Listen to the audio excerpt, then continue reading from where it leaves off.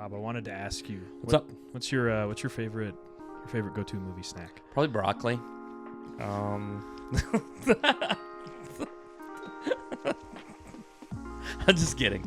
Okay, for real though, I like Reese's Pieces. Okay. Raisinets mixed in the popcorn. Fire. That's okay. Yeah, that's really, really good. Interesting. That's really, really good. Interesting. Do you know where I got that from? Where? Whiplash. Really? That's What do you his wash dad that does. down with? Coke Zero, man. That's the only. That's the only answer. thing. Like that's the only good answer. What's DJ's go-to drink?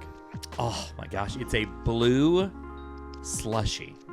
Yeah, it's blue slushy. Brittany's go-to. Blue raspberry icy. Blue raspberry icy. If I don't get a blue raspberry icy at the movies, it's not a good time. No, for him, it's got to be. I'm with DJ. Yeah, it's got to be blue raspberry icy. It's got to be a layered, large popcorn, candy.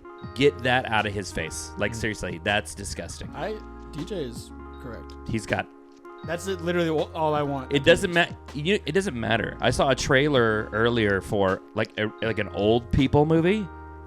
He would watch that as long as you gave him a blue raspberry icy and a layered buttered popcorn. Brittany's good. Brittany, it's a Coke icy. Almost every time. She's upset. Coke icy when she can't get a Coke icy. Brittany's incorrect. Yeah. I go.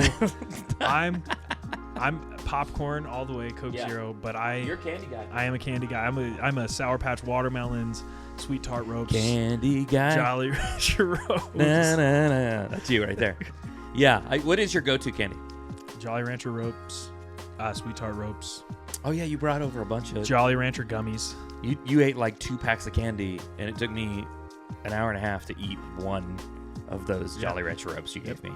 Yep. I'm pretty sure I have diabetes today from just that one Jolly Rancher rope. It was terrible.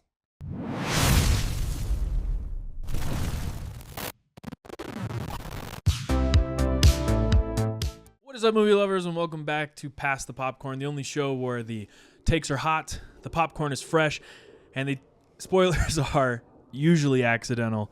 I'm your host, Nick, here with my co-host, Rob. What's up? How you guys doing?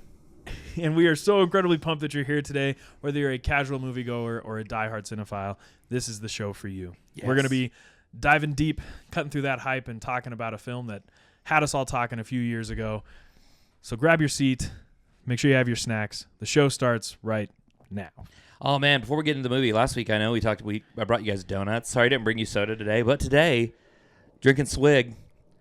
Not sponsored yet. It's not sponsored yet, but I'm working on it. Of all the Utah soda chains, I think they are peak. I think they're the best.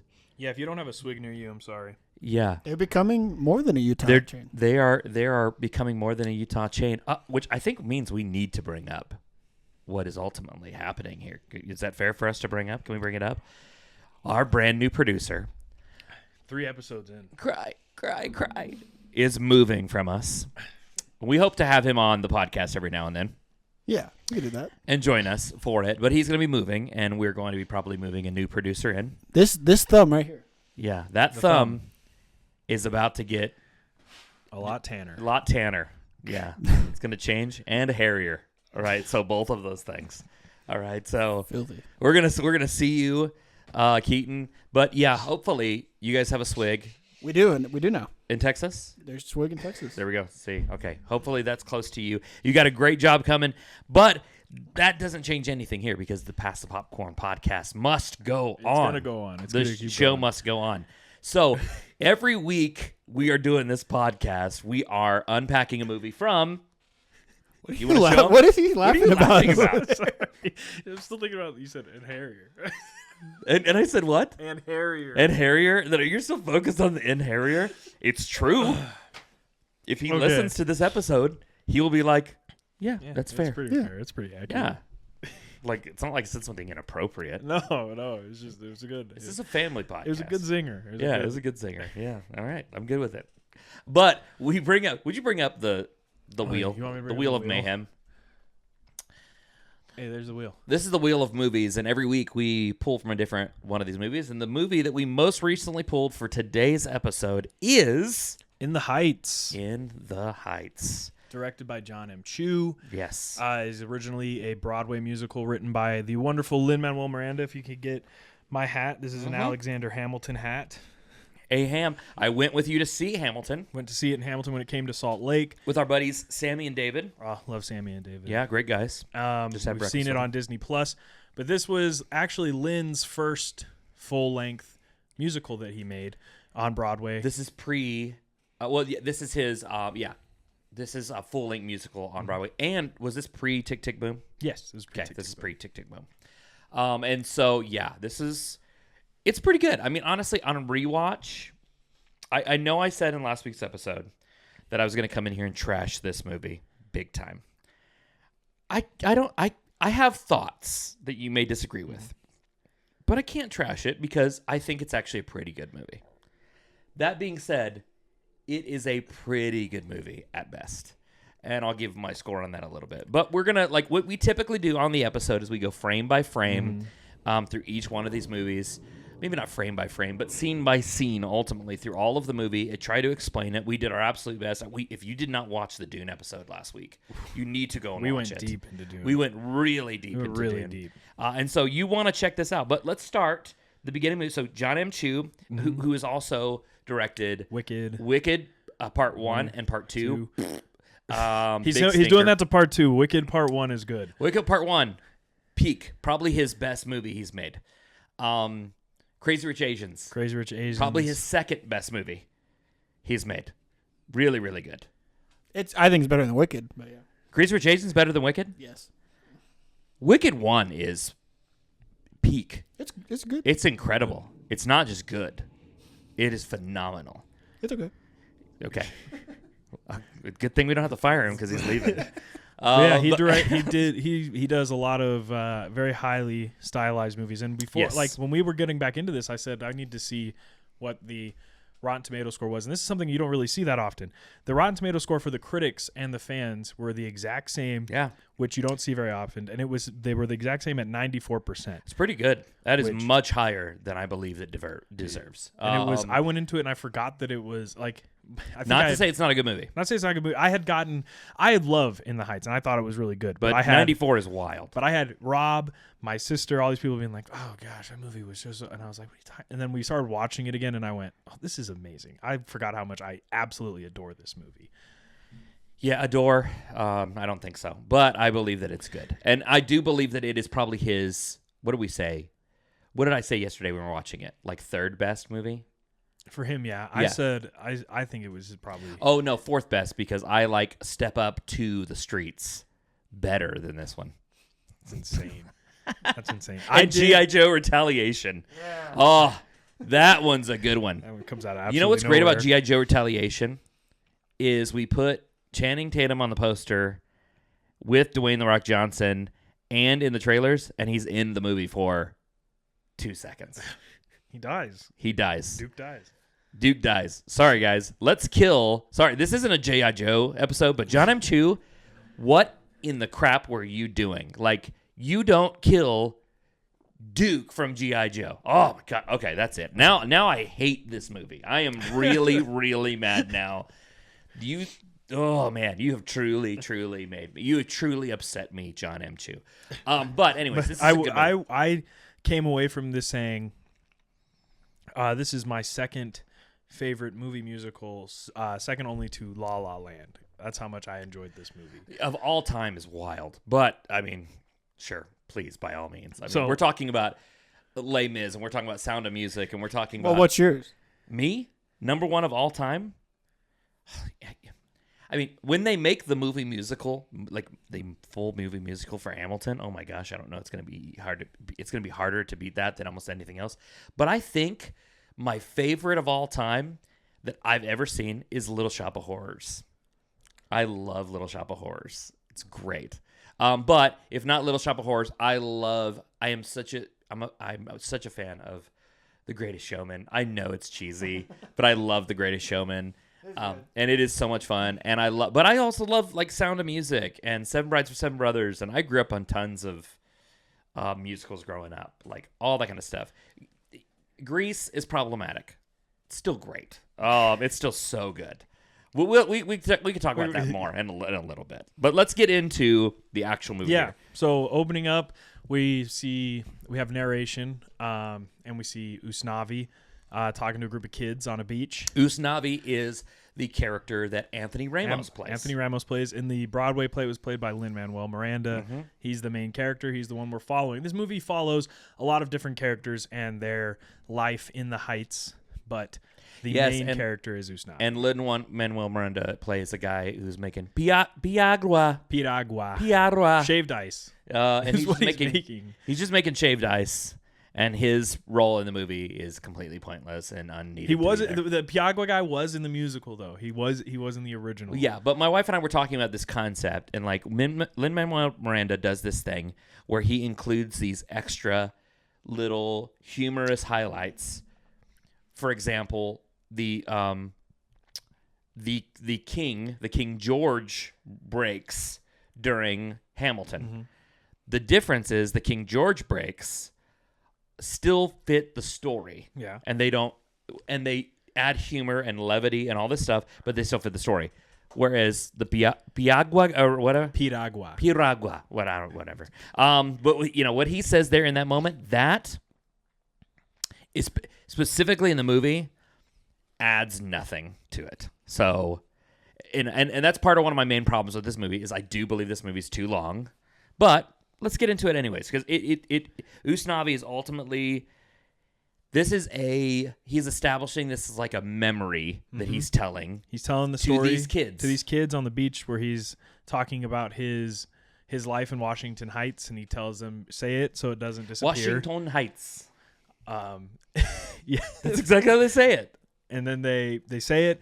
And we get into the beginning part. He's waking up and he sees pictures of his dad next to his bed, and he's always saying those were the best days of his life when he was back in the Dominican Republic. And it goes into the opening song, which is the titular song. It's called In the Heights, where we have him going to his bodega. Yes. Opening his bodega, talking about the routine of making coffee. And yeah, you get to meet the whole cast, the whole main cast pretty much. The ecosystem of the Heights. The bodega, the salon, the dispatch, the Piraguas, the graffiti artists, the kids, the elders. Honestly, visually, this is a really beautiful movie to look at. Oh, it's so beautiful.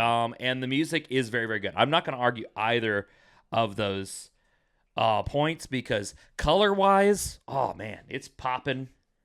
Everything, and Jon M knows how to do this. He knows how to use color. I mean, Crazy Rich Asians is just a feast to look at of a movie, and he takes Wicked and makes it incredible to look at, which is so sad about Wicked Part 2 because it's just not even as good to look at as the first one. Like the first one is so much. Does it even feel that way? It feels a little like it just feels disconnected. It's just disconnected. But yeah, so this is the In the Heights number. You told me that yesterday you would sing a portion of that one. And could you sing it for us real quick? No, I see you got mad at me saying, "Are you going to sing the entire musical?" That's what I wanted him to admit there. And so, I said, "No, I won't sing the entire thing. I could." Okay, but I said I wouldn't. But this intro song, I did say when it comes to. I think the best, and it ranks in my rankings, I think the best opening number for a movie musical of all time is La La Land's. One take, all those people on the highway. This one is a very close second for me because you introduce the entire cast where you see all the people from the dispatch, you see all the people from the salon, you see Vanessa, you see Sonny, you see Benny. The only person who's not there, you see Abuela. The only person you don't see is Nina, but she comes later. Yes. And you get a sense right off the bat for the community because there's a shot which you really liked where he's talked with everybody. Reflection. His friend said, hey, you got to outgrow this place. Right now you're stuck here like a street light. And he's looking out the window and he's like, yeah, I'm a street light choking in the heat. And when you look outside the window, you see his reflection, but you also see every person who's going to pretty much be in this movie is out there in the streets dancing. Yeah. Old people, young people, kids, and it looks so good. You know what I was also feeling in this moment as while I was watching that? This is going to be really long if it takes them this long to just establish all of this. Here's the deal. This is a good movie. It's beautiful. You can cut about 25 minutes out of this movie. You could cut about 25 minutes out of Avatar, but that's comparable. They're both visually stunning. They both look good. Yeah, I never argued that. I never argued that you get Avatar could be a 2 hour and 10-minute movie at best. All of the Avatars don't need to be more than much over 2 hours long. It's just too much. But In the Heights, that's what I get in the beginning. Is I'm getting all this stuff, but I'm also going, this is going to take a little while to get through, but I'm loving it. I'm loving it. It's really, really good. You get to the bodega here. You get to the bodega, and then immediately after this scene, right, all the people in the street, they all clear off. Nina gets introduced. Nina is the daughter of the guy who owns the taxi dispatch where Benny works. She's been off at college. She sees Usnavi, talks to him, and then she's like, hey, go see Benny at the dispatch. Where you get and let's rewind a little bit here. So a couple things we need to set up here is prior to this, it is setting up for us that Usnavi is from the Dominican Republic, and he is saving to go back to Dominican Republic. Oh yes, he's saving to buy. He buys his dad's old bar from the Dominican Republic. Yes, called El Suenito. And everybody here in this neighborhood, either one has left or is trying to leave because they have big dreams. You know, they have Suenito, which is a little dream. And they all have these big dreams. And it's also kind of like connected to the idea politically around that time about the dreamers and everything else. And ultimately, like, you see the dream of his motivation.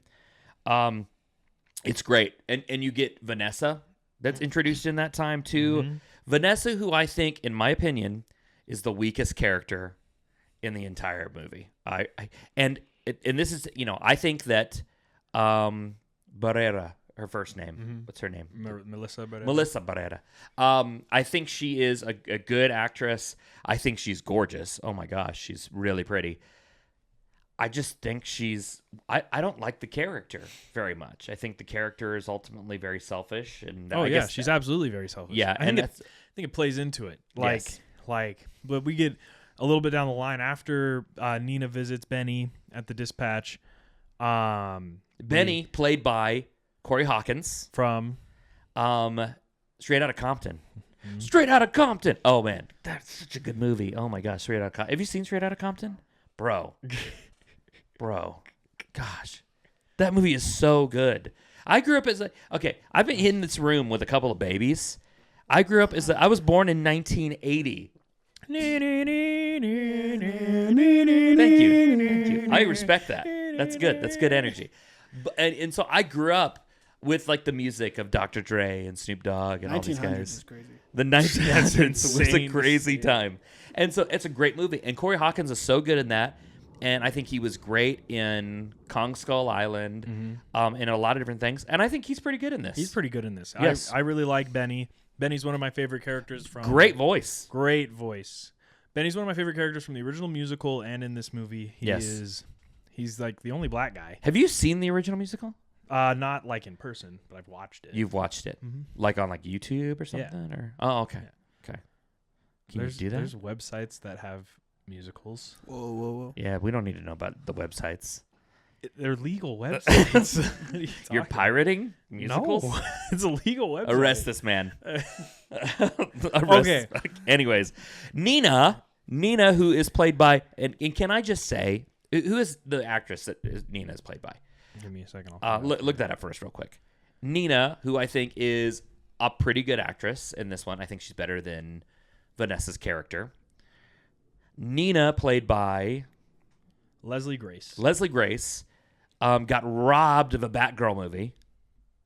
Look it up. WB's never going to release it.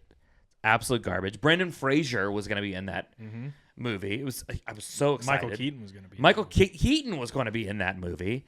that means, and I don't care if that movie was going to be trash. We deserve to see that trash. Like, no matter what. If it was going to be trash, we deserve to see it. But she is in this one. Tell a little bit about Nina. She's returning from Stanford. She goes to college out there. She's the first one in her family, first generation college student. She's the dream. She's coming back. She bumps into Usnavi. She goes, talks to Benny. Her and Benny have a history. They have a history that we get into later in the movie. They have a history. She needs to find her dad. She bumps into Vanessa, and Vanessa says, "Hey, come see us at the salon sometime." Here's my. Can I make another critique here? Yeah, another critique here. Go ahead. Well, it depends. What are you going to say here? Nina's story. I feel like this is.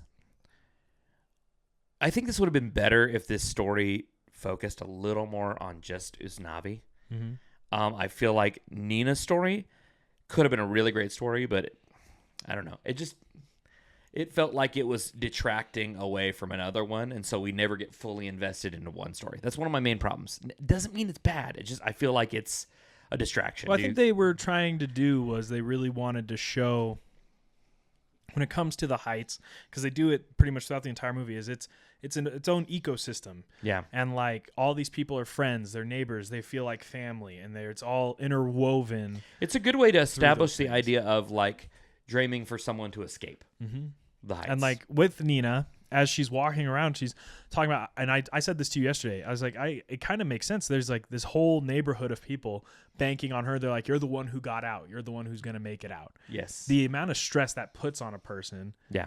And then she goes to her college, and we'll get into this a little bit later, how she feels about being there.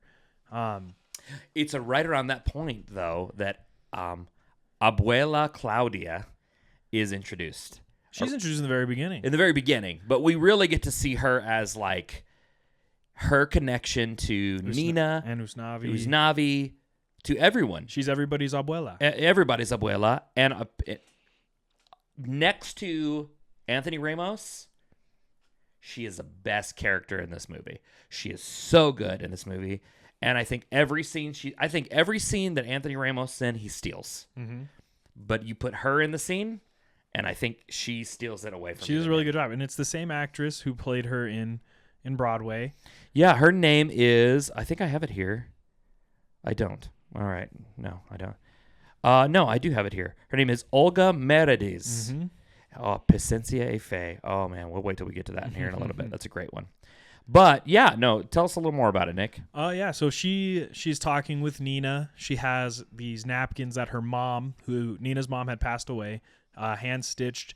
They're very beautiful, and she tells her like when her mom was here, her fingers would crack from all the cleaning chemicals, but so she bought these really nice gloves so she could hide that from people, because her whole thing that she wanted to tell Nina was it's about little things and how we assert ourselves in these small ways. Show their worth. To show their worth to all these people. And then we also see she goes to Nina is kind of on a tour of telling people she's leaving school because she is. So she goes to the salon where they have one of the most, for a movie, I told you this yesterday, one of the most stage play sets when it comes to a musicals, because they're all sitting at these nail salons, hair things, but as the thing's going, all the stuff is moving around like it would in an actual Broadway show. Yeah, no, it was really cool. And it's I love the wig holders moving around. The wig holders moving around. That was great. I love the little kid in there, because I've been that little kid at a salon with my mom where I'm just kind of sitting there like, I don't know. And then you start hearing the gossip, and then the kid just starts paying attention. But then it gets a little saucy, so they keep covering his ears. Like great. You're the little kid hanging out at Great Clips. Is that what you mean? Like, no, my mom would go to Black Lady salons. Not Great Clips. Not Great Clips. No. Oh, not like Dollar Clips. No. Oh, okay. All right. I'm just trying to get some context here. I don't know your life. My mom would go to salons to get her hair done, and I would be the little kid sitting there with her.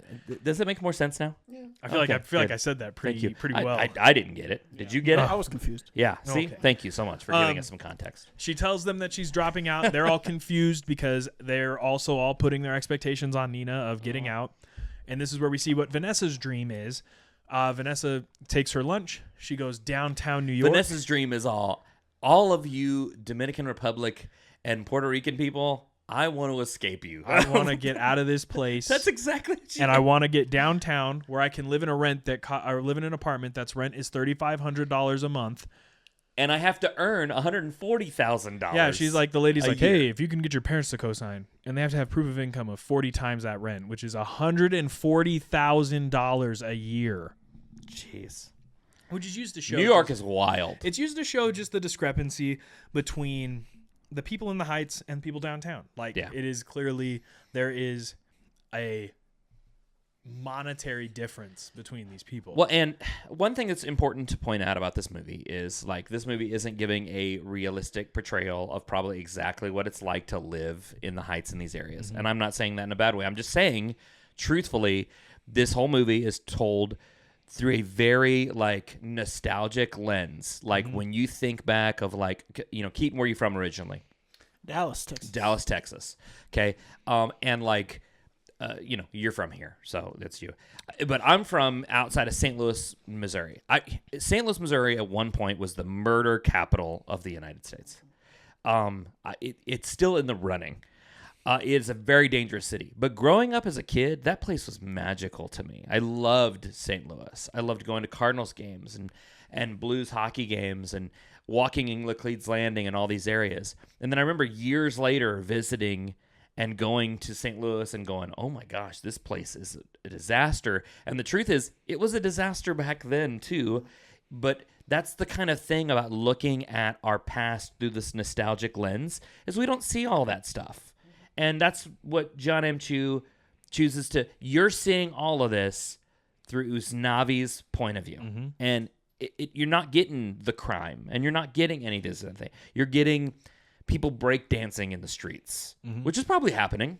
Honestly, but maybe not on the level that they were doing it's probably happening a lot. You know, I remember at one point they pan away to these guys that are sitting like they're like a gang hanging out, and everybody's singing a song, and the guys in the gang are all singing too, and I'm all, yeah, that ain't happening. Oh, that ain't happening, bro.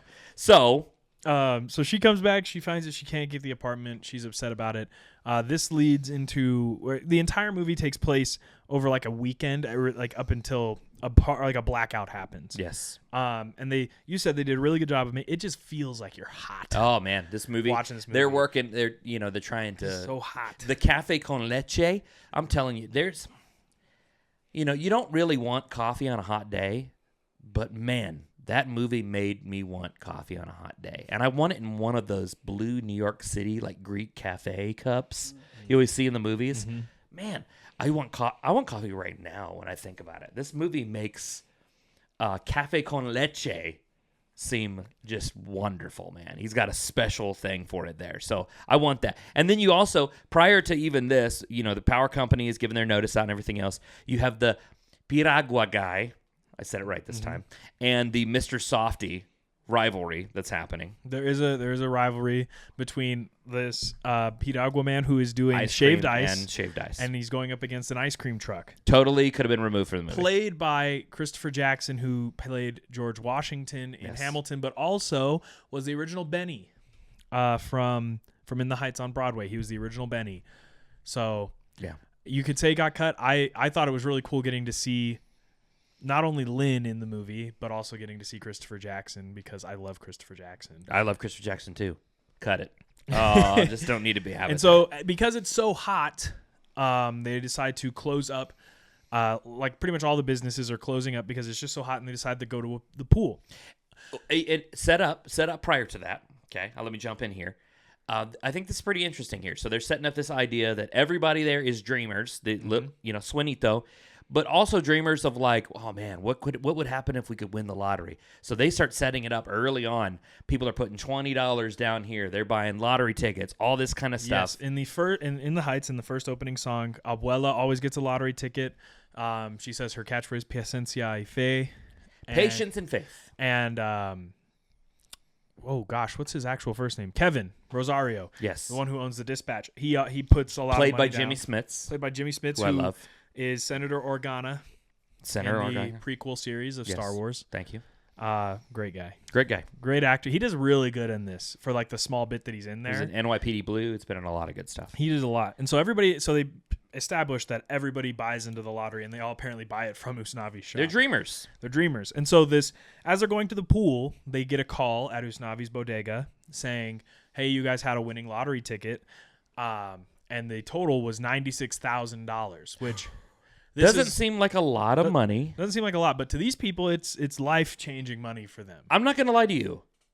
I would love $96,000. I would love $96,000. Keaton, would you like $96,000? I would love $96,000. Yeah, I'd be good with $9,600. Even that would be life I'd be good with $96,000. Yes. For me. At this point, I would take any one of those things. But $96,000. And so we get into a song where Jon M likes to do this thing, and I saw it first in Crazy Rich Asians.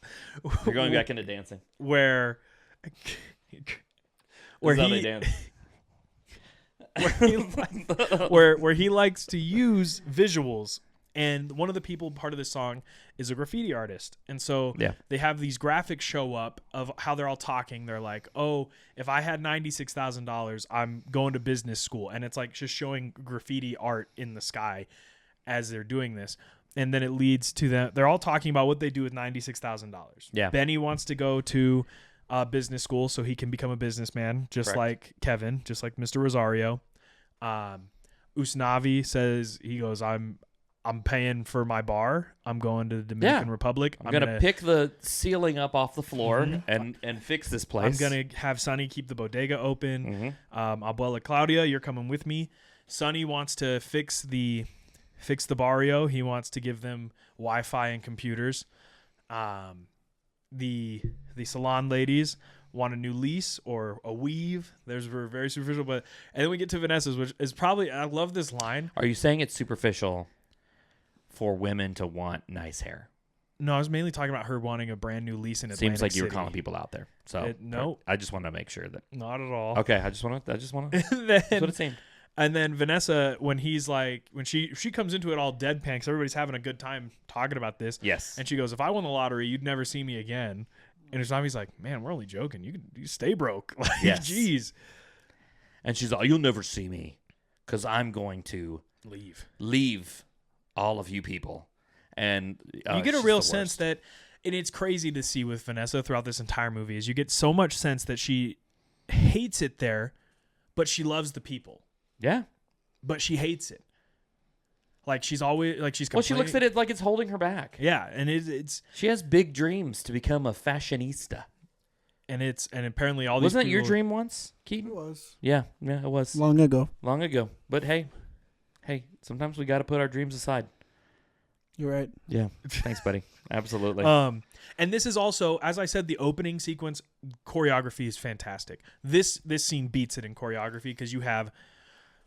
I don't even know how, like, I want to say around 100 people. I think the opening sequence is better. I think this one has around 100 to 150 people all doing choreography in a pool, around a pool. That had to be disgusting.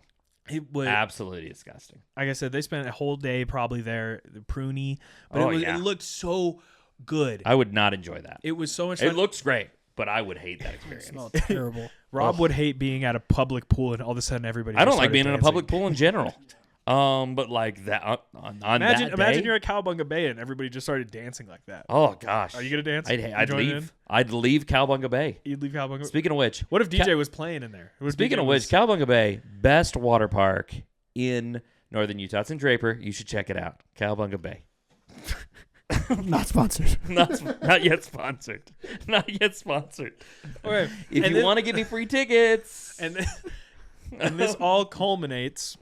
In them revealing the lottery ticket numbers, which everybody's checking their tickets. They want to make sure to see who won. And Vanessa wins. She does not win. Vanessa doesn't win. She doesn't. Nobody claims it. Nobody says, "Oh, that's my ticket." And then we cut back and we see the kids again that Usnavi's talking to, and they go, "Oh, well, who won?" He goes, "Nobody knows. Nobody knows. Nobody ever claimed it." Remember that. And then this leads into, they've been preparing for a dinner that they were going to have to welcome Nina back. Dinner and then the club. And then the club. There's a club. Yes. Usnavi, in case we hadn't talked about it, Usnavi is in love with Vanessa. Absolutely infatuated. Head over heels. Simping. And his friend, his Benny and his cousin Sonny are laying it on thick to him. Oh, yeah, dude. To the point where there's a part where Vanessa's checking out for a soda and he goes, Sonny lowers his voice and he's like, my cousin over there, the one with his tongue sticking out, because he's trying to clean off a stain from his shirt. He goes, was wondering what a lady such as yourself might be doing Saturday night. Great product placement, too. They use it as an awesome opportunity to do some product placement for Tide pens, which Nick told me yesterday that Tide pens don't work. I said my Tide pen has never worked. I've never used a Tide pen and it worked. I didn't say they all don't work. You can read into that. I said mine has not ever worked. Speaking of sponsorships, I would like Tide pens to potentially sponsor us one day. But not sponsored. Not sponsored. Thank you, Keaton, for making sure that that's clear. But Nick, I'm out here work. I'm getting us money. You're talking about movies. I'm talking about movies. I'm getting us money. So this leads into Benny walks in on Kevin talking to the guy who bought half of the dispatch already. Yes. About selling the rest of it because Nina's college is so expensive. He bought a part of it that is now a dry cleaner that charges people $9 a shirt. $9 a shirt, and she's gonna clean some napkins. Abuela brings those napkins, and they're like, "We're gonna charge you $120 to clean some napkins," and I'm all, "Bro, that's waiving the rush fee, bro." Imagine with the rush fee. That guy's a monster, man. It would have been crazy. How much you pay for dry cleaning? Not that much, dude. Not that much. $5. Not that much. Like, I think I get a suit done for. I've never less than $20? taken anything to a dry cleaner's before. Never? No. Well, yeah. It shows. Look at you. It shows. What do you mean? Have you ever dry cleaned anything? Of course. Of course you have. I only You're have a well-dressed one suit. person. I only thank own you. one suit. Yeah. You don't just dry clean suits. What else do you take to the dry cleaners? Nice shirts. Nice shirts, dress pants, ties, anything like that. Anything. You clean ties? Oh my god. Did you just say, do you clean ties? Well, I mean, my ties never got dirty, so. My ties. Do your ties get dirty? Of course they get dirty. If they do, you can't wash it. Yeah, but that's the point. I've definitely thrown a tie in a washing machine. Oh, Here's the boy. deal. Wow. You thrown a tie in a washing I think machine? multiple ties have gone in the washing machine. Why? Did your tie get dirty? I think it was just like with the. Because you just said, It was Bro, just with you the said dress ties clothes that don't get dirty. I said it was just with the dress clothes. It was in the hamper, and I just chucked it into the washing machine. Oh my gosh. This is diabolical, Nick. I'm just insane. saying. Okay. Maybe the guy charging all that money for dry cleaning has a point, actually. I will say, one time, Mhm. Autumn accidentally washed my suit jacket. See, I've never Washed done it? that. Completely ruined. I've never done Autumn. that. Yep. Autumn. I've never done that. She But learned. she bought me an identical one, so it's okay. She learned though. You just don't do that. You just can't do that. Okay, so Benny walks No in, comment. sees Kevin talking about selling the dispatch again, and they come to a dinner, and everybody's having fun. Usnavi's excited. He's Yes. going to take Vanessa out. He's dressed. He's wearing a really dumb-looking hat. Mm-hmm. That's not a dumb looking That hat was atrocious. That hat. The only reason that hat was It's there like was a- because it was a. He was dressing up to look like the Legend of Bagger Vance. No, that hat was absolutely god awful. That hat was terrible. He did not. The only reason he wore that hat is because Lin Manuels' character in the actual Broadway show wore that hat as Usnavi.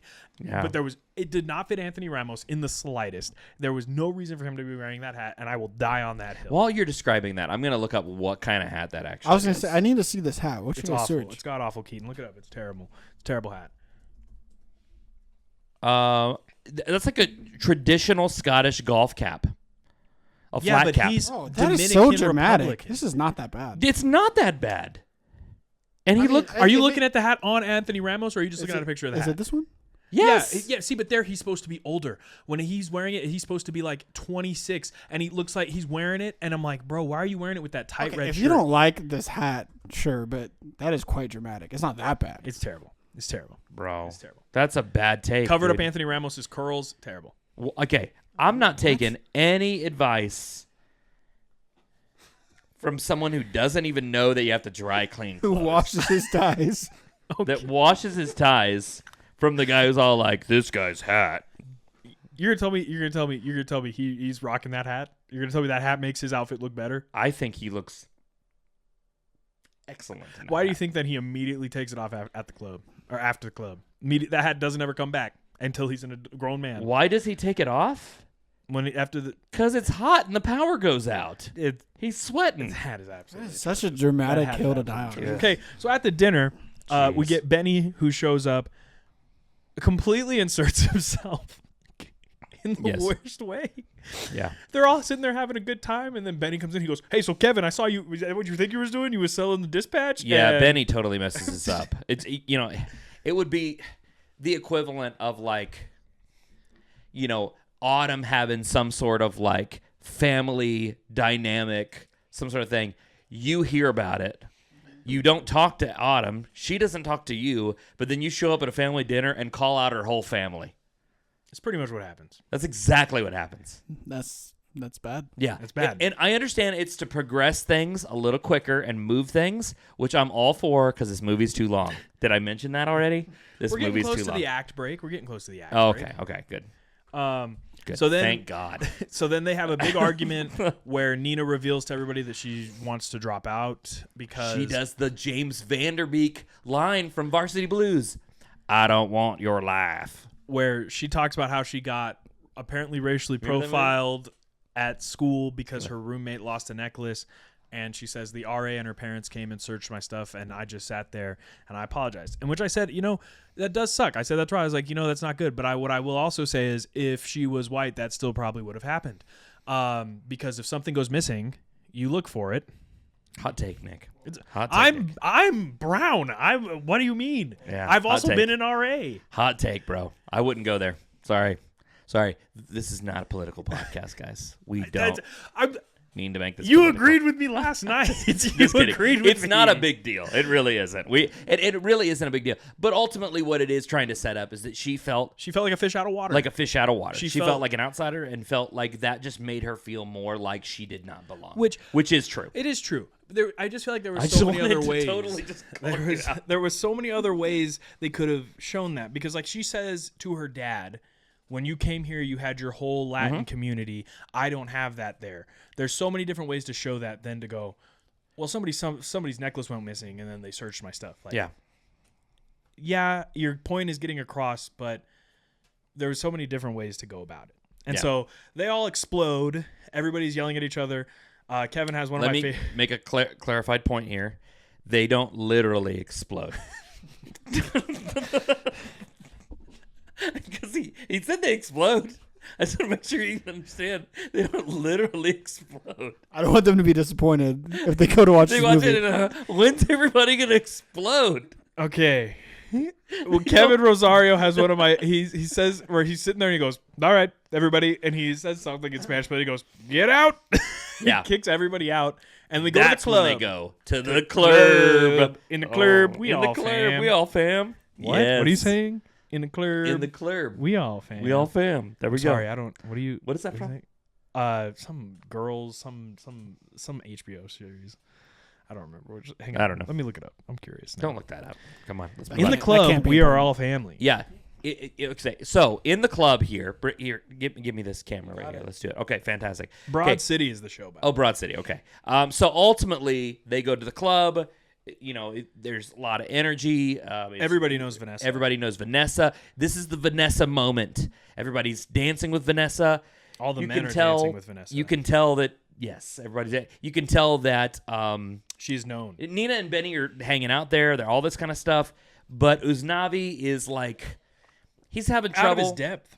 Yeah, he's out of his depth. This is a guy who works for a living. He says works it. all the time. He He says it in doesn't the get song. to do anything at all. He makes very clear in the song. She's dancing. She looks great. She's an incredible dancer. It's a really great scene, actually. But it's establishing this idea that, like, he's going to get her drinks. He doesn't feel comfortable. And it's ultimately establishing this idea that, like, he's not take charge enough and that she is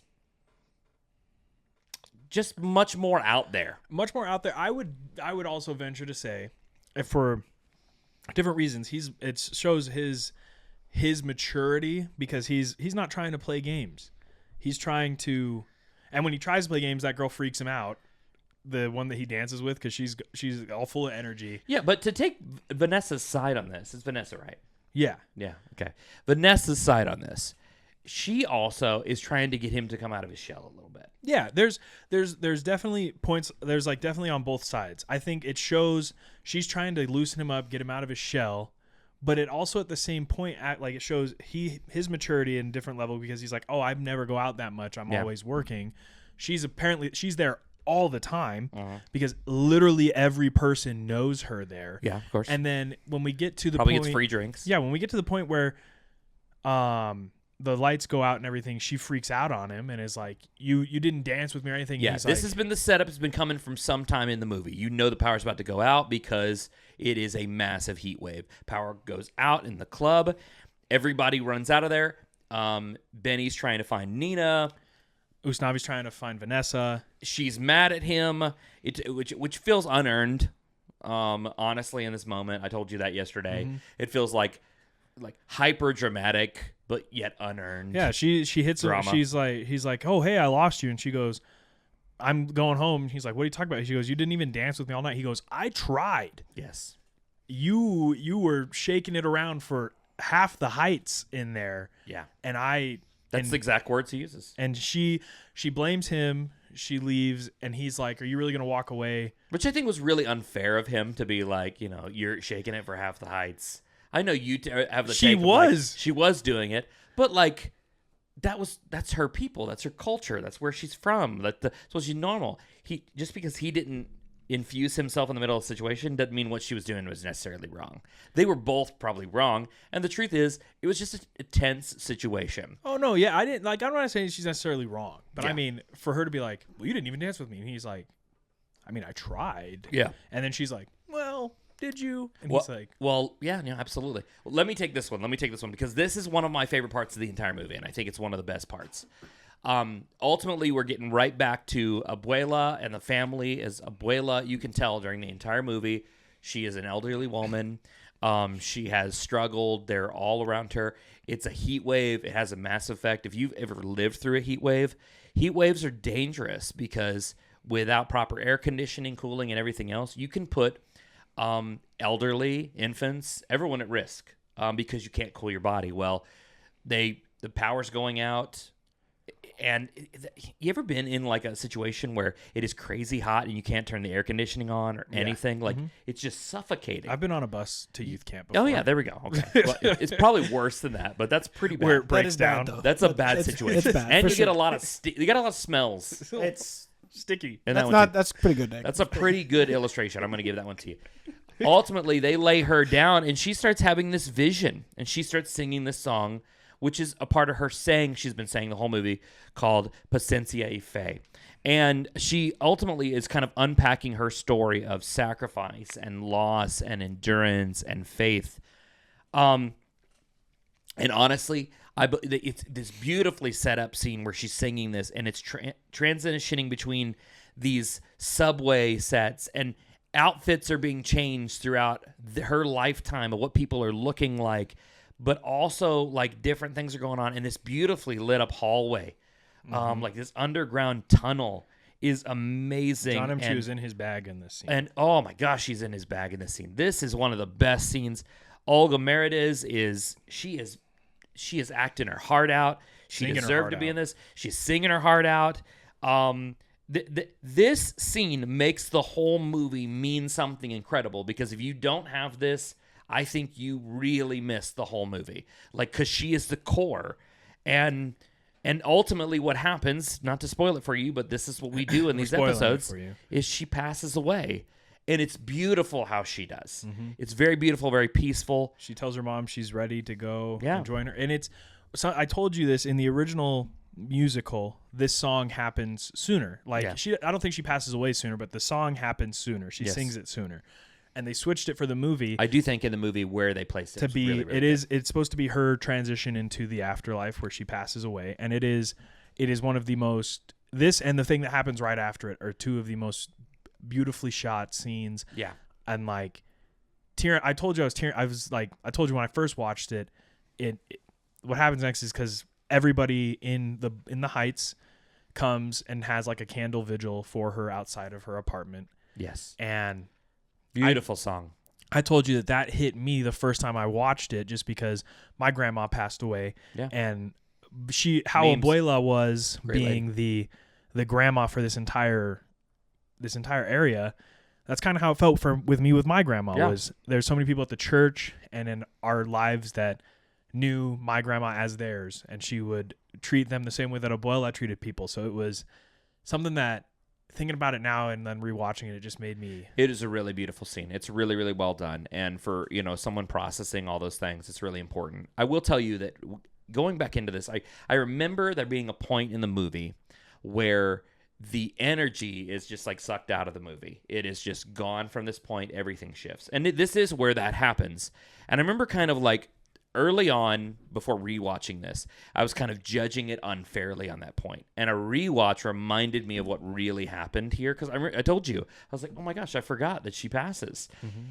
So while it does, the energy is a massive shift in the second part where it is not nearly as exciting and everything.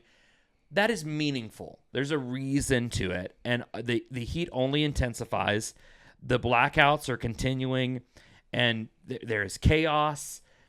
But even so, it's told through the lens of like much more nostalgic. It's not like you're seeing looting and stuff going on here. Yeah. And we see where you're saying like the energy is down. So we find out also, Usnavi's trying to go back to Dominican Republic. He wants to take Sonny with him. Yes. Sonny is undocumented. He doesn't have any of the documents, so he can't go. That's an important thing that we'll touch on a little bit later. But I wanted to bring that up because I think we kind of glossed over that. Yeah. But when you see the energy is all out, comes into one of my next favorite songs is the salon ladies are moving to their new location, and nobody's there to see them off. Everybody's all tired from the heat. It's hot. They're run down, and she comes. Alabanza comes, and they come in, and she goes. She says, "Our matriarch is gone, and now all of you lost energy because it hit the heights hard, losing Abuela." Yeah. And we see that, and so she's trying to lift their spirits, but she also wants, them to say bye to her. Mm-hmm. But we get a scene where they all come together. They all start dancing and singing about their cultures, where they're from. And they're all saying their plans, right? Like, they talk about how they're moving salons. Usnavi comes in and says... She's moving to the Bronx. Usnavi comes in and says, you know what? There's nothing else here for me. Tell everybody I'm heading to DR. I'm going home. And we get Sonny and Vanessa. Sonny, who's upset because he finds out I won't be able to go to college because I'm not a documented person. Yeah. Vanessa is being Vanessa, where apparently just life sucks all the time because, God forbid, you can't make clothes. She can't have a $3,500 apartment. Yeah, you can't make clothes in the Heights. And they come in and they're trying to bum it all down. And I told you this yesterday. The only way she sees she's going to have success is by running away from her culture and all of these things, mm-hmm. which is what makes it so great when she finally has this realization moment that will come in a little bit, where ultimately it's the embracement of her culture that actually will give her her greatest success. That's what's really, really beautiful. So she does have an interesting character arc in that end. It just takes a while. This takes a long time. Yeah. So after that song, Alabanza, after Carnival del Barrio, yes, it jumps in time for 30 days, where we see Nina has talked with her dad about how she wants to change things, and the only way she's going to be able to actually make real change is by going and getting an education and putting herself back out there. And so her and Benny come back together. Her and Benny's relationship, you could do a whole breakdown of just their relationship, because her and Benny's relationship is probably one of the best relationships in the whole movie. Yeah, but not necessarily the best characters. Not the best characters. Yes, but this scene where they sing together and they are dancing on the side of the building is probably my favorite scene in the whole movie. Like, beautifully filmed. They're singing about how she's going to go and start changing the world, and Benny's going to be here and visit her, and he loves her, and that they're going to be together. And it is one of the, when it comes to musicals. What's the name of that song in that scene? You know? You can't be looking it up in the middle of the... It's a song, Benny and Nina on the... Is it called Benny and Nina song? Is it Benny and the Jets? But Benny and the Jets. There we go. Oh my gosh, that was good. When the Sun Goes Down. Beautiful scene.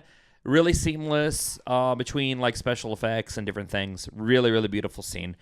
We get through that one, and then once we get to the end of that scene, we're into the final piece. Yeah, well, ultimately, what they're trying to unpack is that, Vanessa is starting to kind of figure out that the embracing of her culture, she finds some rags.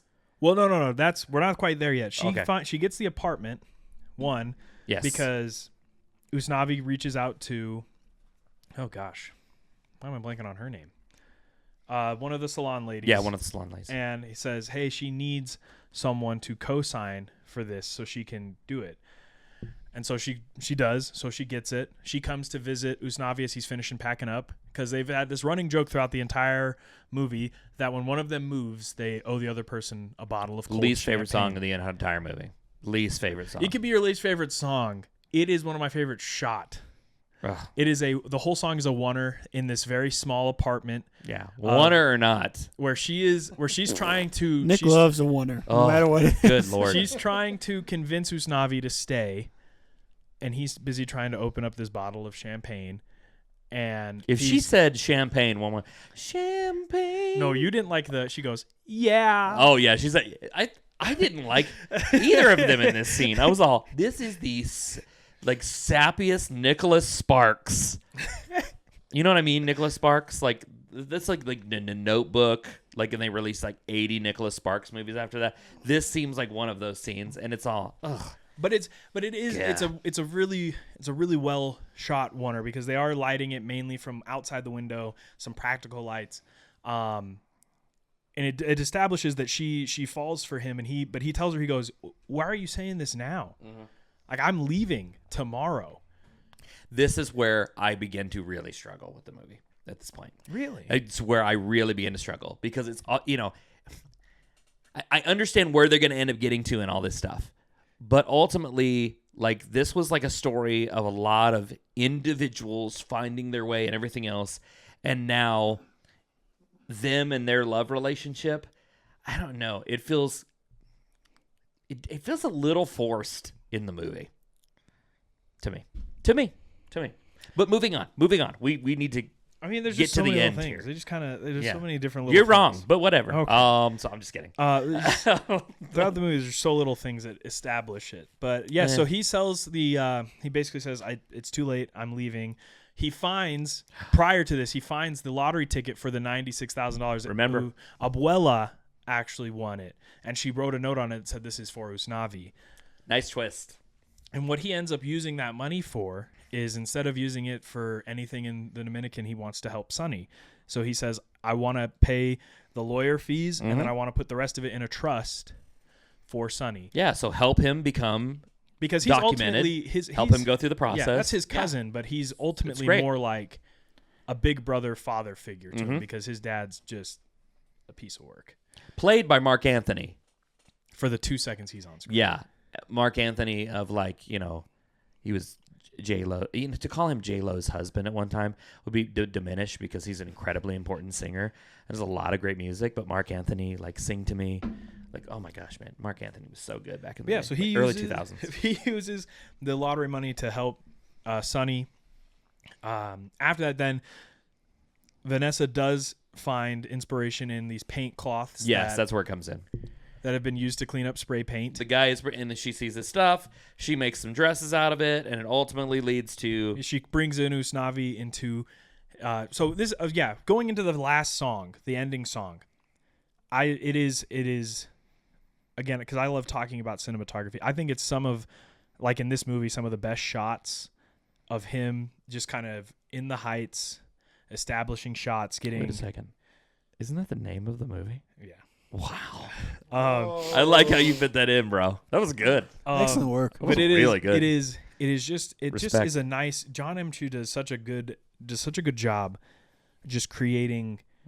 It is very pretty. The environment. It just looks nice. It just looks like, and it harkens back to the beginning of the whole movie, because the beginning of the movie, when we do the opening scene, you do see a lot of colors. Mm-hmm. In this one, the colors are a lot more muted up until the point Vanessa pulls him into the bodega where she shows all of the clothes that she designed, all of her art, everything. And then we see the spray painting. paint. They spray paint. He goes, "Hey, I worked from memory," and he made a mural of the beach where his dad's bar was. Yeah. And Sonny says, "Oh, I did this green crab," which in the very beginning of the movie, when he's talking to the kids, you see a little green crab.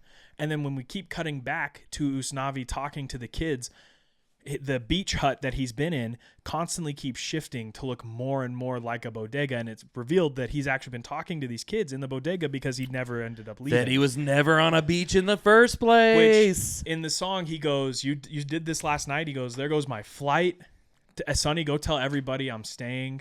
Yeah. And one of the kids that he's been talking to this whole time is actually his daughter that he had with Vanessa.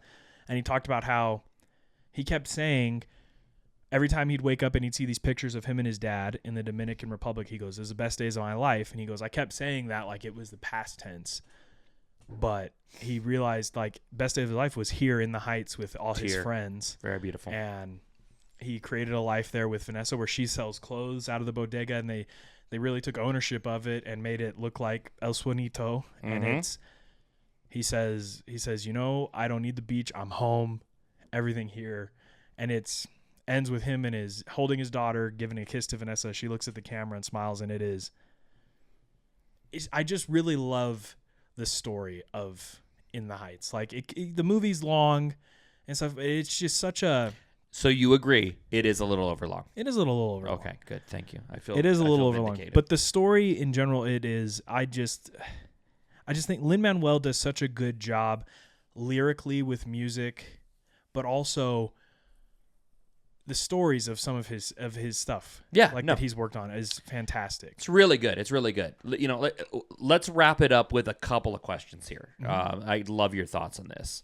So what do you think of all of the numbers is the best one, the best musical number that moves the story forward the most? I know my opinion. That moves the story forward the most? Which one really moves? I want to hear what your thoughts are first. Blackout. Yeah, I think it's really, really good. I really like Blackout. But it's for all of my bagging on it and everything on the grossness of being in a pool all day. I think 96,000 is 96,000 is really important because it carries forward this idea of them. Everybody in the Heights has dreams. Yeah, everybody in the Heights has dreams. Really, really good, and it's very, very well done. Okay. Okay. Let me ask you another question. Does this movie feel like one main story or three stories? Three stories. Competing. It's that's why I said when I say Usnavi is the main character, he is. But we follow. So there is the stuff with Vanessa. There's her whole thing, which ties into Usnavi's thing. But you have Usnavi and his thing, and then you have Nina and Benny. Yeah. And those are the main.